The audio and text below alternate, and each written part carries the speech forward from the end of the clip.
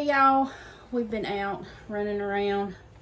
I had gotten my tax money back, and I was gonna take Lexi to a Korean restaurant, but we ended up with Chinese. I don't know. Let me explain. I'm gonna cut my muffin. You should have done that before. I really should have. The Korean restaurant that I was wanting to take Lexi to is actually a good bit away. It's like an hour away from us. But there is a K-pop restaurant in Spartanburg, and I was like, well, we'll just do that one. But when you look at their menu, they don't serve Korean food. So we ended up with Chinese, but from 2 different Chinese places. So show them what you got, boo. Lexi has chicken lo mein, and she has dumplings, steamed dumplings. She didn't want to have the dumplings from where we normally would get Chinese from, so I had to go to New China for the dumplings and the lo mein. And then we had to go to Uncle Poon's for what me and her dad like, which is sweet and sour chicken. He does pork fried rice. I just do fried rice. So. And we can open our fortune cookies on the MUKBANG too. Exactly. See if they make sense. Sweet sour chicken, and I just like fried rice. And hopefully she doesn't sit and like totally eat all of this in front of us. But we got into an interesting conversation, and I think it would probably be sort of kind of good to discuss what we were discussing on the way home, which was Greek mythology and the very misunderstood Medusa. I had stumbled on a TikTok yesterday that talked about Medusa, and everybody sees Medusa as a bad guy. She turned people to stone when they looked at her because the snake hair. She was very repulsive looking. Should I say the books made her bad? Exactly. Gosh, this is so good, y'all. So the thing was, when I was working yesterday, I was listening to this TikTok. They were talking about how she was very misunderstood, and she was actually a very beautiful priestess in mythology, and she was, I would say, very subservient with who did I say? Athena. Okay. Everybody talks about, and I had never thought of this stuff this way. When we studied Greek mythology in like middle school, it was very fascinating to me, but some of it I have lost, and maybe they didn't, teach all of it. They probably didn't have time to. Because really, who needs to know Greek mythology? They only taught us Perseus and Zeus. They didn't teach us anyone else. Yeah, we went through just about all of them, but I don't remember anyone ever talking about the story of Medusa. So she was very, I think, subservient. Maybe had adoration for Athena. Lexi said she even looked at her almost like in a sister family kind of way.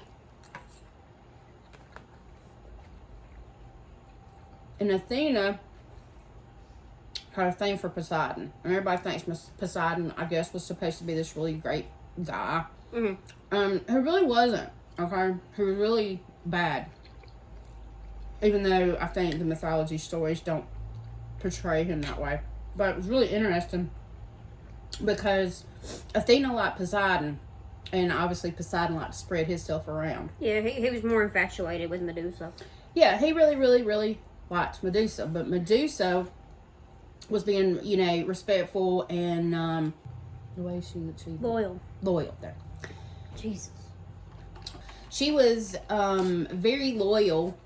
We're getting situated here. She was very loyal to Athena. Okay, Athena actually liked Poseidon, I guess, in that kind of a way, but Poseidon really, really, really wanted Medusa. Okay, and Medusa had this. She was gorgeous, obviously. She had this beautiful hair, and Athena actually, the guy said that Athena was actually jealous of Medusa's beautiful hair, which I had never heard. So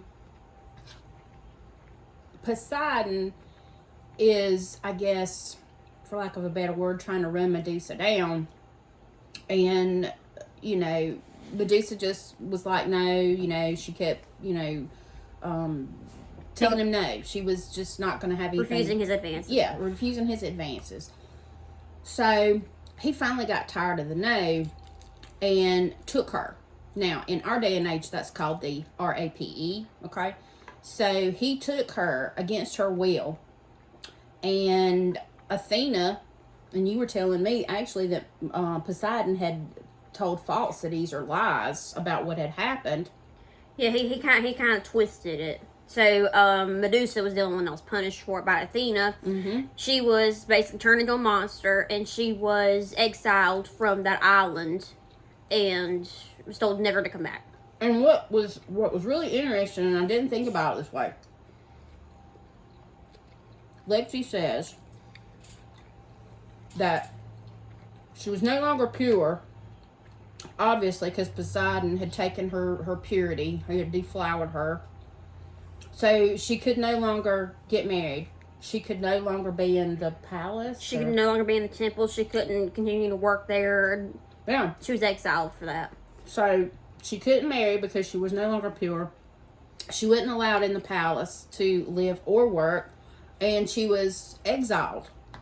And she didn't do anything, okay? Mm-mm. She was beautiful, and Poseidon was a disgusting, disgusting person, or Greek god or whatever, and took her purity, and then obviously slandered her to Athena, and then Athena took it out on Medusa. Which I think is horrible. And I was telling Lacey, we may have to look into it. I really need to know how Athena died, because she basically was wrong for doing that to Medusa, because Medusa didn't ask for what happened to her, you know. So I think really that she is actually very misunderstood. You know, she wasn't a bad person. And then Athena, after she had exiled her, basically said that bring her head as a trophy to me. So Perseus was one of the many that tried and had actually successfully beheaded her and took her back to Athena. I mean, what makes that right, y'all? And Athena basically used that, her head, as a weapon of her own. Because even the head itself could turn people into stone. Yeah, she actually did that to Dionysus' wife. Turned her to stone. And what even got us, I think, started was because we were listening to some BTS on the way home, and their song Dionysus had come on. So Lexi goes into, you know, he was, I guess, a child of Greek gods and was a Greek god or something. He was, because he was actually more of an illegitimate child because... which was an interesting story, tell it. I'm thinking his parents were not married at the time when they had him, and also Poseidon or whoever the big Greek god was that was intimidated by him. I think it might have been... Zeus, maybe? Or something else? It might have been, what's his name? It might have been Hercules. It might have been Hercules, actually. And was jealous and intimidated by them having a son. So they ended up hiding him as a girl for a long period of time as a child. So he was not noticed as a man. Which would, I guess, would been a intimidation or a threat to Hercules. It was, because Dionysus was basically the god of wine and I think ecstasy, I'm thinking. The feeling of it. So he could convince and manipulate anybody if he wanted to. Right. So that was actually where we were going with that, because Lexi's read different things where, is it Army that thinks that? That some of the toxic army looked at Dionysus as, what'd you say? A god of transsexualism. Of transsexualism.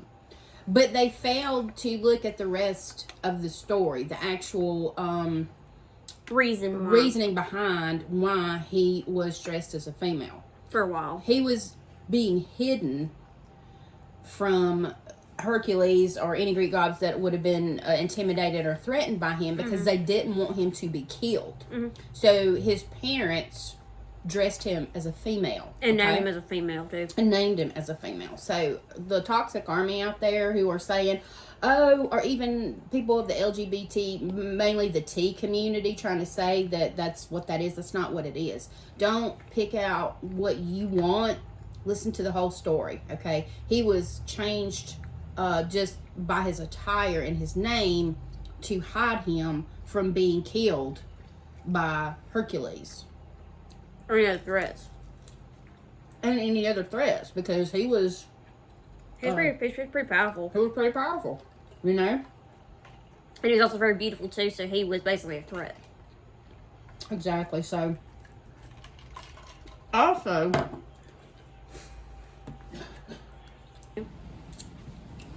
so are we finishing up the Dionysus thing? Yeah, where were you wanting to go with that? You were wanting to say? I wouldn't. The only reason we got into that was because, like I say, the song Dionysus by BTS had came on, so Lexi started going into that because I always liked, Greek mythology too, but she was talking, sometimes you really want to know the reasoning behind songs and stuff, and so she was telling me about that. So, and to sort of kind of, before we went to go get something to eat, we were out trying to find an apocrypha.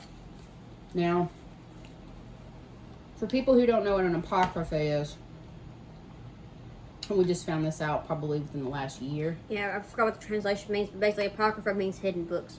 Yeah, exactly. And the apocrypha, and I don't know if we've got the right one, I grabbed what they had. I'm going to have to look on Amazon. But the apocrypha are hidden books, or books that were removed originally from the Bible. And Lexi was looking at it because I was like, okay, so who can say what should or shouldn't be in the Holy Bible, right? And she was reading into it, and who did you say, the Protestants, or no, Episcopals, or what was it? It was several different people who removed it, but they were like church leaders, and they decided that it wasn't needed. It wasn't godly enough, supposedly. But yeah, it was part of the King James version, and they got rid of them in 1882. In the 1800s, we'll just go with that. Yeah. So so these people in a church, in a higher, I guess, in like a leadership roles higher up in the churches, decided what should be kept in the Bible and what should not be kept in the Bible. And I'm thinking, who are y'all to say that? If it was supposed to be a Bible in its entirety, who says what? Who are these people to think that they can add and take away? Okay, because you're not supposed to. Number one, that's one thing you're not supposed to do. You're not supposed to add and take away things from the Bible. So, there were 2 different apocryphas there, but they couldn't find one of them. And there's, you said greater than 16? There's 16 plus books that have been taken from the Bible. 16 plus books removed from the Bible. Now, you have to ask yourself, why was certain things removed? And really when they were removing stuff, if they didn't want Christians or evangelicals to know certain things. It's actually the only Bibles that have the Apocrypha embedded in them are the Lutheran Bibles, which the Lutheran churches are a lost cause at this point. Yeah, let's not even go into that. So anyway, I'm trying to figure out why did they leave Revelation in there. But see, any mention of end time stuff has been left in there. Revelation's obviously end time stuff, but then there's stuff in, I think, Malachi and in different places in the Bible, and I can't rattle off chapters and verses and all that stuff. I wasted my life not even reading my Bible. Well, some of them were books you hadn't even heard of from the Bible. But, exactly, because the Book of Enoch was one that was removed. But Lexi was reading, like I say, she's my research queen. She researched that one was removed, but the purpose that you read was that it was supposed to be discovered or found or... Well, it's somewhere in the Bible. Someone actually said that it was written in the Bible. Basically, the Book of Enoch was supposed to be given to the generation of the end times. End time generation. And it's just been found. Yeah, because I don't ever remember a Book of Enoch. So if that is true, it did find its way. So what we did is, I had borrowed my mom's Book of Enoch. But we wanted our own because, we've been wanting to study a little bit more. And she kind of wants her book back. And she wants her book back. So we did find one Apocrypha. I don't know if this has all the missing books in it. So we're going to look on Amazon too. But we did find one Apocrypha. Lexi decided that she wanted to get... I'm going to go ahead and take it out of this. Is that okay? Yeah, that's fine. She wanted a pocket-sized Bible. And obviously it's pink because I guess she's a girl. But it's just the New Testament. She wanted one handy in case she ever needed it. And we bought... There was 2 different books of Enoch's, but one of them I think did a whole lot of explaining stuff.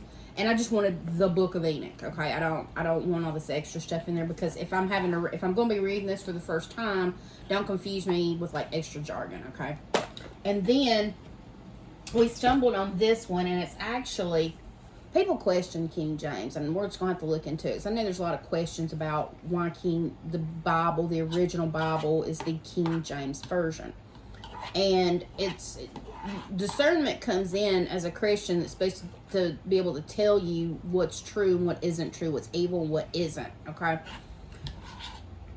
That being said, I've mentioned it several times that Lexi is very gifted in a spiritual sense, in a spiritual aspect, with being a person who can see things that other people can't see and knows things that other people can't know. And this has gone on forever. And I said eventually we'll do something about it. It's just not right now. But we did stumble on a book called The Demonology of King James. Okay, and this says King James the First, so I'm not sure King James and King James the First is the same. This is things we'll research into. But considering, I know a lot of people talk about, as far as Christianity, you're not supposed to look into demonology. You're not supposed to do that things. But I think that some people look into demonology because they want to be able to use, call on demons for assistance and stuff. That's not actually what Lexi wants to do. The thing is when people are evil, or they have leadings of evil, or they do things, bad intentions, those actually come from demons. Okay, some people don't believe in that, and that's fine.